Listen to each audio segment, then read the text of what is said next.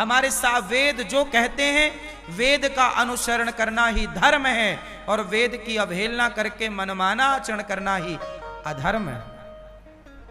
इसलिए जो वेद कहते हैं उस पे चलो ना। क्या मुसलमानों ने अपना दूसरा खुदा लॉन्च किया? बोलो। क्या क्रिश्चियनों ने अपना दूसरा यीशु लॉन्च किया? लेकिन हिंदुओं ने अपने भगवान लॉन्च कर दिए। तब तो हिंदुओं का पतन होता है। हमारे हिंदुओं में जिसे जो अच्छा लगता है वो करता है। सुनो, तुम्हारे अच्छे लगने से मतलब नहीं है। जो गीता कहती है, जो वेद कहते हैं वो करना चाहिए, मनमाना आचरण नहीं। मुसलमान वही करता है जो कुरान कहती है। कुछ काम ऐसे हैं कि जो मनमाना वो भी करते होंगे, लेकिन उन्होंने अपना खुदा तो एक ही रखा है।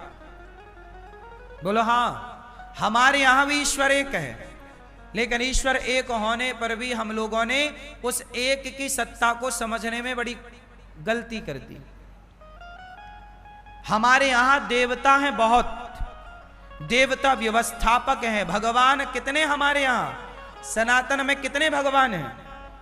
बोलो जोर से।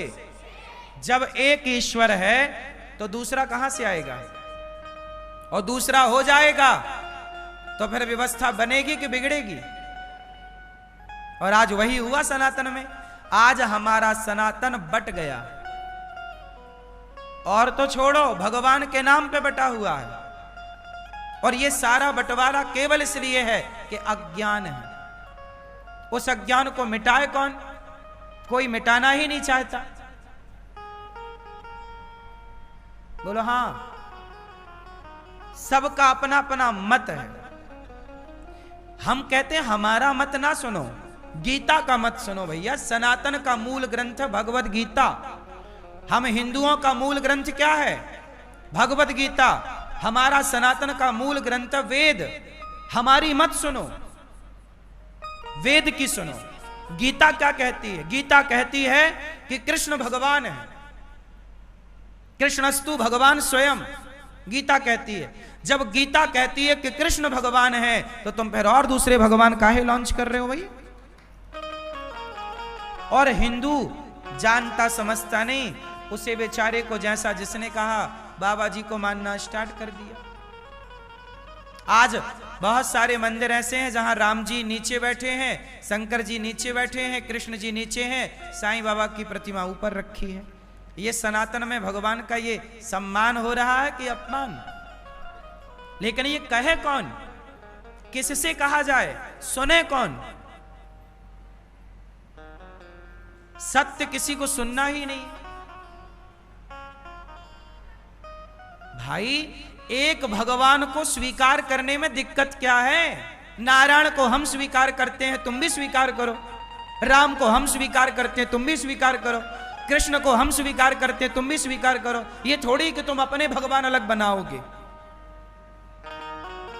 पूजा करने की पद्धतियां अलग हो सकती हैं, प्रार्थना करने की परंपराएं, भाषाएं अलग हो सकती हैं, पर ईश्वर की सत्ता तो एक ही रहेगी ना। यदि ईश्वर की सत्ता में परिवर्तन हुआ तो परिणाम बुरा होगा। हाँ या ना? बोलो हाँ कि ना? इसलिए इन बातों को बहुत गंभीरता से समझने की जरूरत है। भगवान हमारे सदा एक थे, एक हैं और एक नहीं बन जाए। बोलो हाँ। भाई, हमारा परमात्मा तो पावरफुल है ना। वो चाहे लिक्विड फॉर्म में आ जाए, पानी बन जाए, वो चाहे बर्फ बन जाए, वो चाहे आग बन जाए, वो चाहे पेड़ पौधा बन जाए। इसलिए ना हमारे यहाँ कण कण में ईश्वर को माना जाता है। क्यों? क्योंकि हमारा परमात्मा सब कुछ बनने की सामर्थ्य रखता है। इसलिए हम कण कण में उस ईश्वर को देखते हैं। यही सनातन है। ये सनातन की गहराइयों को जानना पड़ेगा आप लोग। ये आपकी जानकारी के लिए मैं सब बातें बोल रहा हूं कि तुम्हारा जो भगवान है केवल मूर्ति तक सीमित नहीं है या निराकार तक सीमित नहीं है। वो परमात्मा हर जगह मौजूद है। पानी के रूप में वह आग के रूप में वह, सूर्य के प्रकाश के रूप में वह, हवा के रूप में वह, पृथ्वी के रूप में वह, पंच तत्व के रूप में वह। हाँ या ना?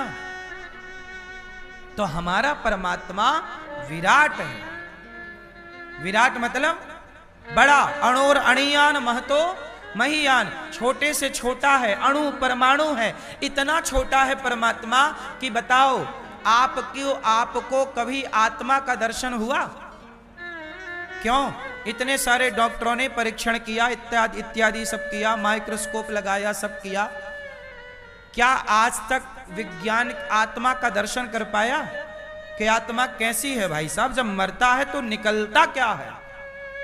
जब डेथ होती है तो निकलता क्या निकलता है कि आदमी मर जाता है? कुछ तो निकलता ही होगा। उसे विज्ञान पकड़ पाया? उत्तर दो। साइंस पकड़ पाया? सोचिए, वो आत्मा इतनी बारीक है कि उसे आज का 21वीं सदी का विज्ञान नहीं पकड़ पाया। सोचिए, आत्मा इतनी बारीक है तो आत्मा को परमात्मा, आत्मा रूपी आत्मा को बनाने वाला परमात्मा खुद कितना बारीक होगा। उसे पकड़ पाओगे? जिसकी बनाई आत्मा तुम्हारी पकड़ में नहीं आ रही है, उस परमात्मा को तुम पकड़ पाओगे? वो है सबके भीतर, पर पकड़ में कैसे आए? बोले राम ही केवल प्रेम प्यारा। भगवान तो भक्तों की पकड़ में आ जाते हैं। यशोदा मैया डंडा लेके दौड़ी, कन्हैया आज तो को बांधूंगी, जिसे ब्रह्मा ना पकड़ पाए, प्रेम के बंधन में मैया यशोदा ने पकड़ के उखल से बांध दिया। वही निर्गुण निराकार यशोदा को आनंद देने के लिए साकार बन के कृष्ण कन्हैया बन के घूमता है कि नहीं? अब आप कहो कि मैं निराकार की पूजा करता हूं। यदि तुम निराकार की पूजा करते हो और साकार की नहीं करते, तो क्या फिर तुम राम कृष्ण को नहीं मानते? बताओ, प्रहलाद जी के कहने से भगवान कहां से निकले थे? उत्तर दो। खंबा निराकार था कि साकार था? उत्तर दो। खंबा, खंबे का आकार होता है, जिसका आकार है उसे साकार कहते हैं बेटा। जिसका कोई आकार नहीं है उसे निराकार कहते हैं। जैसे पानी का कोई आकार नहीं है, वो निराकार है।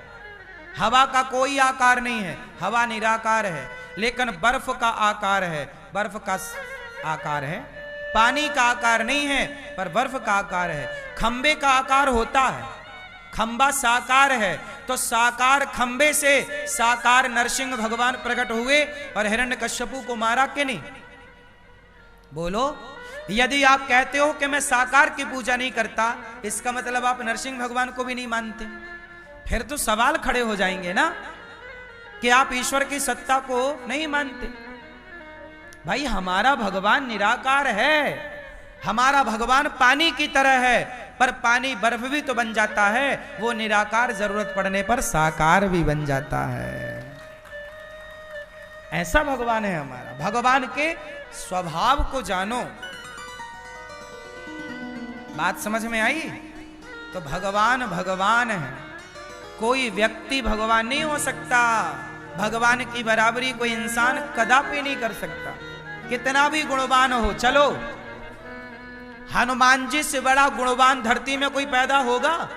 उत्तर दो।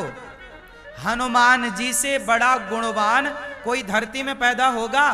पर वो हनुमान जी भी राम जी के मंदिर में हाथ जोड़ के सिर झुकाए खड़े हैं कि नहीं? हनुमान जी ने अपने को नहीं कहा कि मैं भगवान हूं।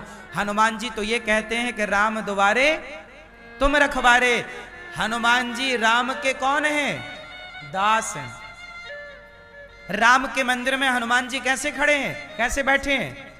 हाथ बोलो ऐसे, सिर झुकाए। वाह, हनुमान जी से बड़ा क्या धरती में कोई पुरुष पैदा हुआ? उत्तर दो। हनुमान जी से बड़ा शक्तिशाली हुआ?